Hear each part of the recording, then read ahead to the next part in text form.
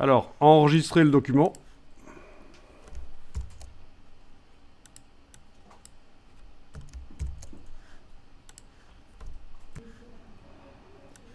Donc, la modification de la couleur se répercute sur tous les éléments qui utilisent cette couleur.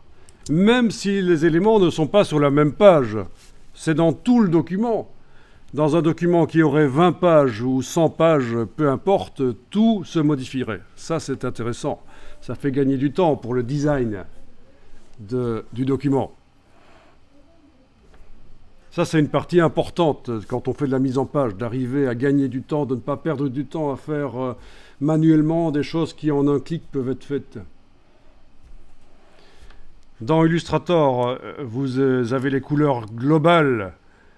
Ici, dans InDesign, c'est la même chose. Toute couleur que vous faites dans le nuancier, elle est globale. Ça veut dire qu'il y a un lien entre la couleur et les objets qui utilisent cette couleur, d'office.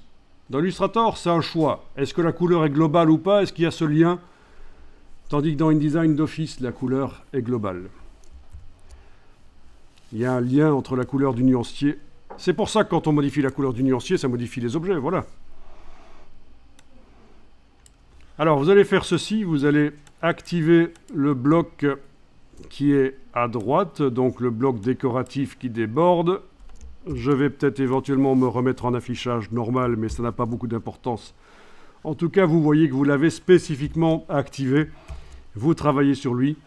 Sa case de fond est là à l'avant-plan dans la palette des outils. Et ça utilise la couleur que vous voyez là, que vous avez faite.